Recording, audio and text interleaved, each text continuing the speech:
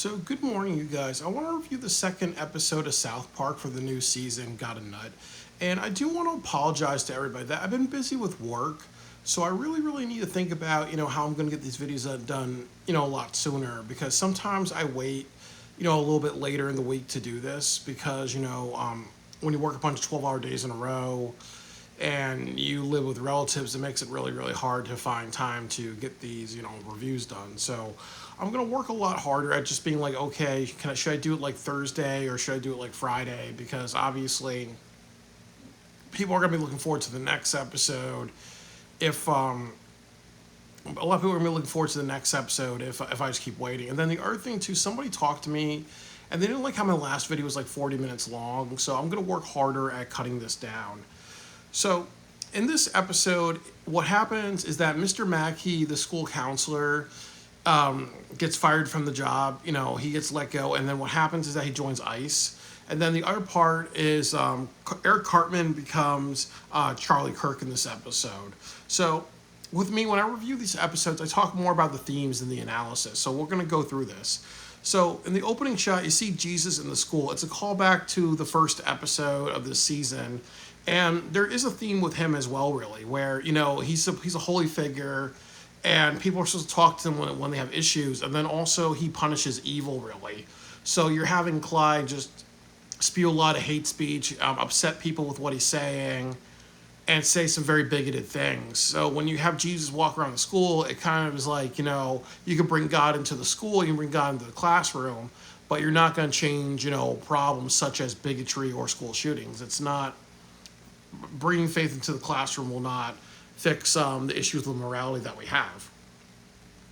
And then what happens is that in the opening shot, you hear like that there's a student making like all these, anti-Semitic and misogynistic statements, and you're thinking that it's Cartman, but it's actually Clyde. And then they talk about how this happens with a lot of like, people who have podcasts or YouTube channels. Like sometimes what happens is that people copycat each other. Like, I'm inspired by OTRS Central, James Andrews, and I'm also inspired a little bit by Dave Chappelle, So obviously, I'm inspired by different people, but there are people who copycat, other people and stuff like that, So there is like a huge copycat culture. And I also think like the other theme is like, did Charlie Kirk, copycat Eric Cartman? Because Eric Cartman says controversial things that draw a lot of attention, really. So that's kind of like maybe a rib saying maybe, this whole controversy stuff that he talks about is kind of him being inspired by Cartman or ripping off Cartman. So what happens is that Mr. Mackey talks to Clyde, and he's like, Clyde, probably what's better is if you work hard to be a nice person and you do all these things. And Clyde's saying, I got all these subscriptions and all these things that we pay for, really, So, it's ultimately like how, talk about like how like there's children in this world that make money in unethical ways online, really, and they just care about, their lifestyle. For example, like, Lil Tay, I did a video about her joining OF, but also when she was like, younger, she did videos where she was saying nigga, and she was also, not black, and also she was just trying to be a rapper and do all these things, really, So there is a lot of profitability in, controversial content. It doesn't matter the age, or Amelia Rose is another great example where she gets like presents and donations, but she does videos where she like is throwing around like gifts or destroying her parents' laptop. Or I think one time her mother got a gift, she got jealous, took $300 out of her purse, really, So it's like, what I'm saying, like how some people look at life as a business, really, however I get paid is however I get paid. So if I'm unethical, fuck you. That's how some people think. So they're talking about that. But also that happens a lot with children.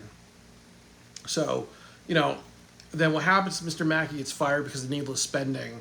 And it was also mentioned to him that therapy is considered needless spending, that what people should do nowadays, children should do nowadays, is read their Bibles or trust the fact that Jesus is in school. There's Bible reading in school. There's Christianity back in schools and other things like that. So believe in Jesus or a therapist who has, therapy training, counseling training, and also like, preventive, crisis prevention training, really, So it talks about the issue.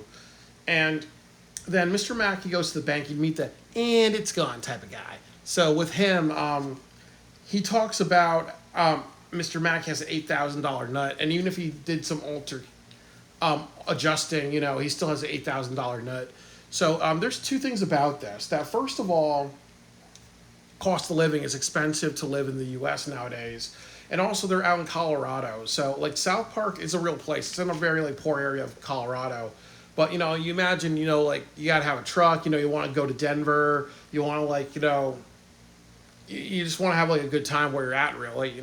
So and those places, like especially in Colorado, if you want to go anywhere, you gotta have a car or whatever, and a good car because of the mountains, everything like that. So like the cost of living is expensive. So I understand the $8,000 thing, and then the nut expression, got a nut. I think that's something they came up with in South Park. But like nut is machismo for money, because the idea is that men are more attractive by the more money that they make or the more they hustle, really. So like associating that with machismo, and then Mackie is told that ICE is hiring there $100,000 a year, up to a $5,000 signing bonus. So again, that type of thing too, really, where to have his lifestyle and to feel like rich and wealthy and other things like that, he has to just kind of like agree to sorry you guys, has to agree to kind of work for ICE and other things like that. So it's unfortunate that he's choosing to sell out.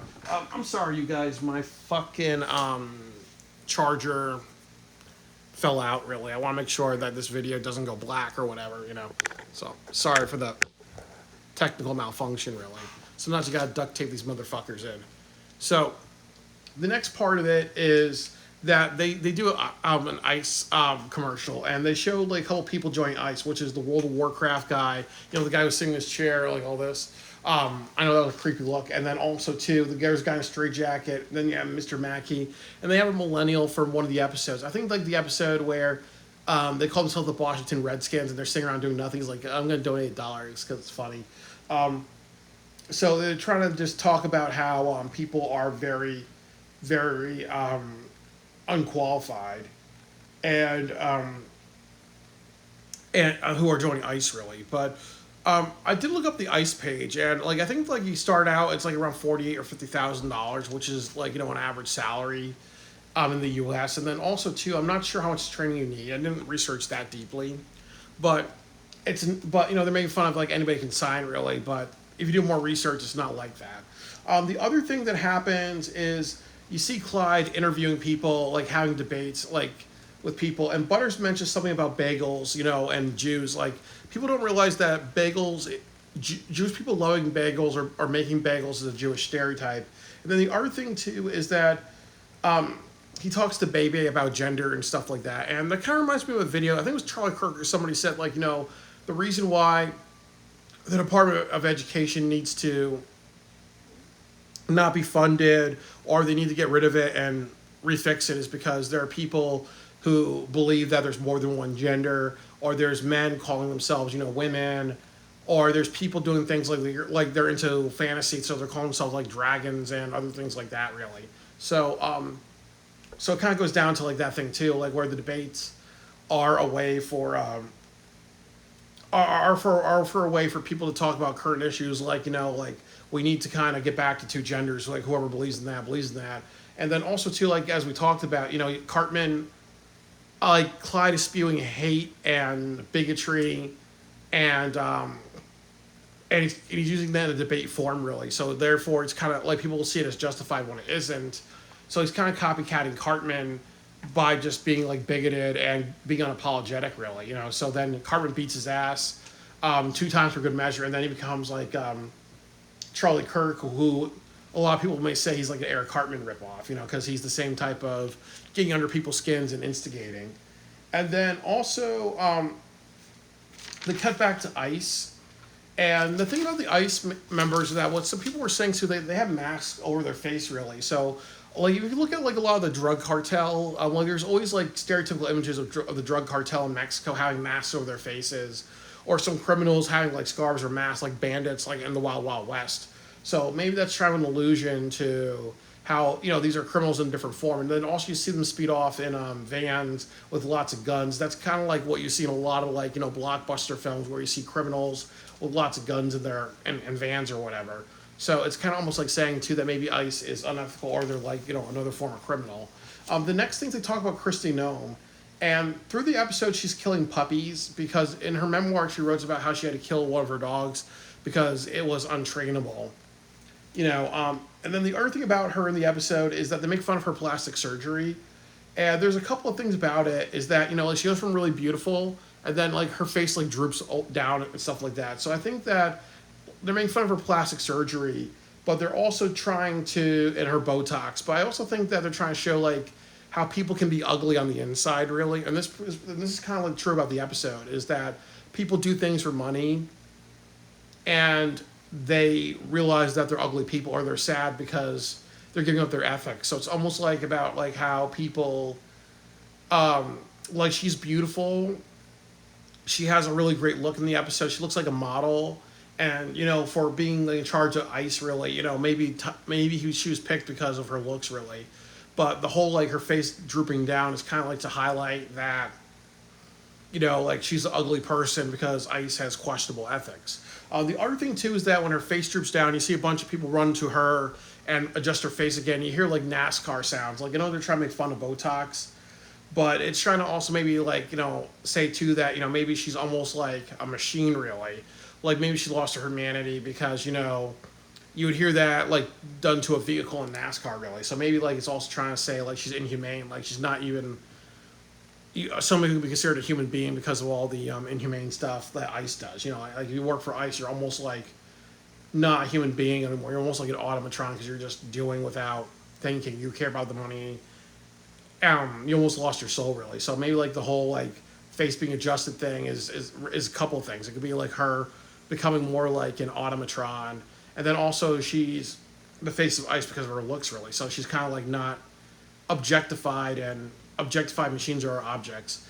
And then also too, all the people running to her face and going away is just like she's trying to look like a celebrity really, and that's what people care about is her image, not really her actions.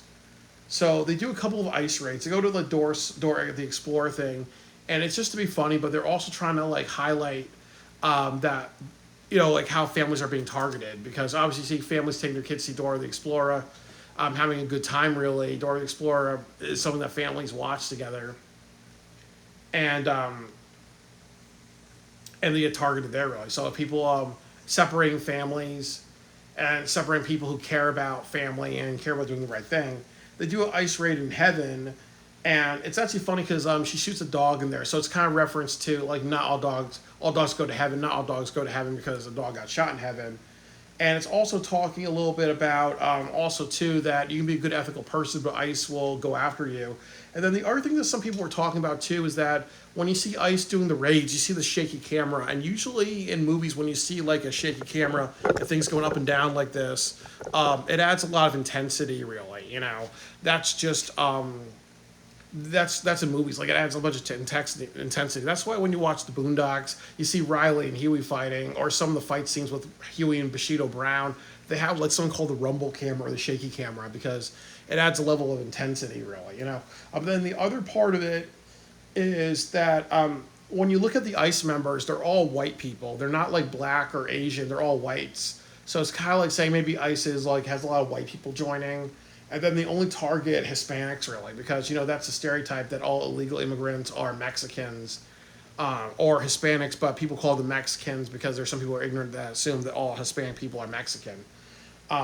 Or brown people, like me. I'm mixed race. I'm mostly white, but I can be targeted by ICE just because of the color of my skin.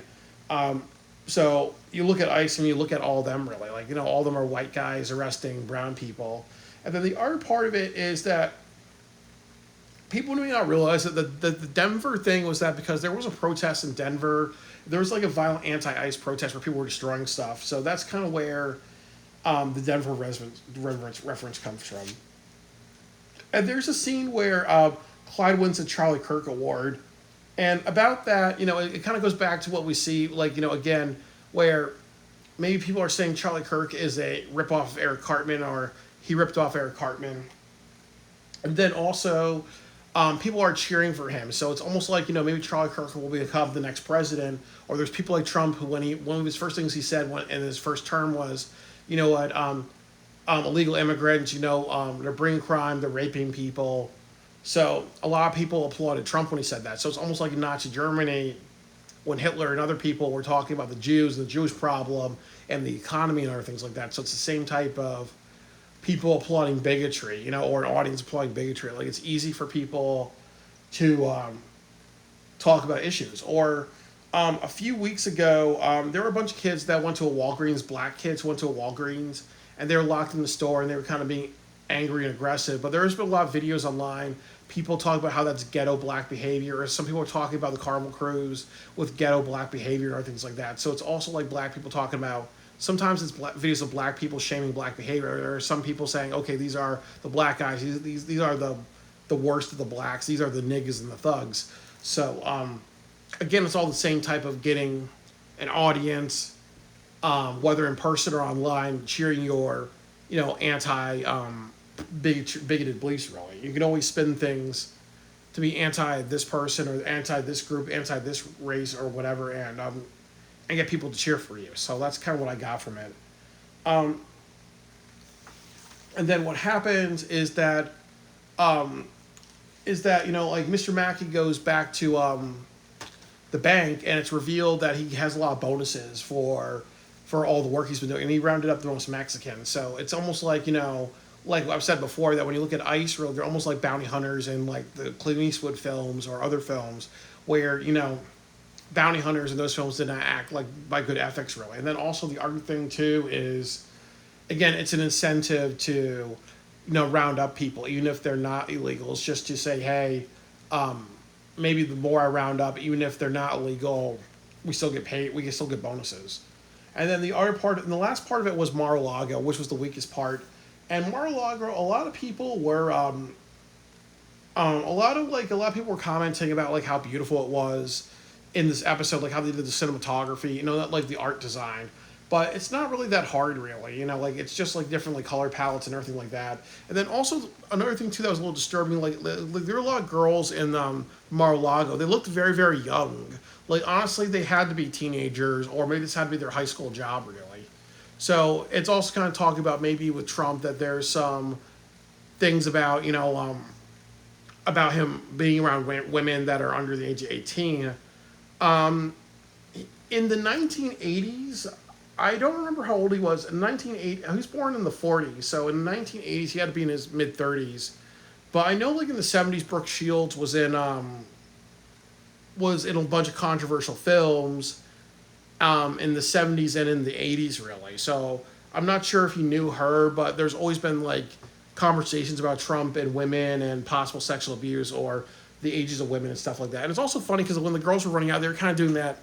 I thought I'd do it like Mr. Garrison was doing that in the rallying episode. So maybe it's almost like they're brainwashed to just follow Trump, or they're almost like, hey, we're around him all the time. Or maybe the best way to keep our jobs, keep the good paychecks, keep this good lifestyle is to kind of side with him, really. So it also is about brainwashing because they're still doing like that, like Mr. Garrison was doing, in the rallying episode. And also they're young too, so they're influenced. And then what happens is that, again, when you look at Mar-a-Lago, you see a lot of big-breasted women, and they're only white people there, So it's also kind of like, what we see when you look at government bonuses or people being invited to certain events. Usually it's white people inviting rich white people, or white people inviting exceptional white people. Or just like, sometimes if black people get invited to the White House, it's usually done for what's the word? It's kind of just done for good look, really, or just for good press. It's like, objectification, really. But mostly, white people get invited to things like this, really. Upper class white people. And then also, you see big-breasted women, so that's something that, like, Trump likes. The next thing about it is that he's in charge of. He wants to promote Mr. Mackey to the head of the Homeland Security because he finds her ugly, Kristi Noem ugly. And then the other part of it is that in order for him to get the promotion, J.D. Vance, Trump, and Satan have to do a sexual act and they want like Mr. Mackey in that. So it's almost like it's almost like maybe they see him in a sexual way, or sometimes in certain like like upper societies or like the Illuminati or Eyes Wide Shut and other things like that, or Bovarian Krobum saying that there are sexual rituals, and like even in ancient Egypt or in the Greek culture there are sexual rituals to bond people together, really. So that's kind of like a repeat of what happens as a sexual bond, because if you're gonna help people out, really, them on that level, really, of human connection, really, and then it's also like when Mr. Mackey gets freaked out, doesn't want to do this. He walks through different rooms and sees people getting massage. He sees Dora giving a massage, which is a reference to how some people are kidnapped by ICE and they're in bad situations, or they may be adopted by people, or they may have worse lives, like being child prostitution or adult prostitution. And then there's because like there's a lot of talk about the A's and sex trades. Like sometimes it's giving money to a poor family, taking a girl and forcing her to work in a different country, really. So it's all like it's all that type of thing with ICE and other things. Like you don't know what happens to the children. They can end up in Mar-a-Lago, or they can end up being prostitutes, or they can end up in worse situations. And then also too, you see like Clyde in a room, because he got invited to Mar-a-Lago, and he's kind of like hell in paradise. And this is kind of like the theme of the episode, of really just about about ethics and selling your soul, really. Because sometimes when we want to earn money, or we have certain beliefs and there are certain principles, we realize that sometimes changing our ethics and doing things that we don't want to do is really the way to be and stuff like that. And sometimes it gets us ahead, and sometimes we regret what we've turned into, and sometimes we don't regret it. But at the end of the day, when you hurt people, or when you go from being a nice person and you're like, hey, I want to hurt people to be successful, really, in the end of the day, you are killing your spirit. You are making yourself sad. And then the other thing about Clyde is, and there's two other things I want to talk about. Like, I think the other thing too is that he's young, so maybe like he kind of is part of the grooming that you see with a lot of like kids and stuff like that. Like they're born to wealth, or wealthy people select them. They're like, hey, you know what? We want to groom you to this image. Like they would want Clyde to become what like Charlie Kirk, and maybe become president as an adult and still be that bigoted and whatever, really. And then the other part of it is also like you see Clyde with around a bunch of board games, having a nice drink, having like the necklace of flowers, and all the other things, but he's sad and lonely. So it's almost like it's almost like maybe more than likely when he got invited, he probably got pictures with Trump, and it's just to be a good look, really. So it's almost like he probably realized that they try to make him happy, they try to do all this stuff for him, but at the end of the day, it's just him being used. He chose to be a bigot to get himself really far and earn money, but there's people like Trump and other people who will use him to be like, hey, you know what, we got the younger generation believes in what we say, really, and other things like that. So ultimately, you don't want to jeopardize your ethics, and the ending of the episode was bad because they did two things. They had Kristi Noem's face fall off, and it was a reference to the mask, and then you see Trump and other people at Mar-a-Lago doing the doing like the Charlie Brown whistling. Like I think it was just there to make it a little bit more absurd and ridiculous. I don't think that there was a purpose to that. I think it's just almost like maybe a reference to say, oh well, these no matter what happens with Trump and whatever, he's with his group of crazy people, so that way whatever he believes or whatever insanity happens, everybody's just gonna they're just gonna do what he wants to do, really. It's almost like he's in charge of the party, and he's almost in charge of a party of Romans, and when Rome, you do what the Roman do. So people just follow his lead, really. So I think that's what it's a reference to, but it just felt out of place. And then they also did something where Kristi Noem shoots a dog with a cape, reference to Superdog from the new Superman film, where they have like a cute schnauzer. They have a cute schnauzer for that, so it's another like joke, really. But the ending wasn't that good. The first episode was better, really. And I'm happy that I reviewed this. There's a lot of themes about, chasing those jobs with those really big paychecks, or also like trying to make money online really, and ultimately, the price is selling your soul really, and ultimately you're not just selling your soul, you're selling your happiness as well.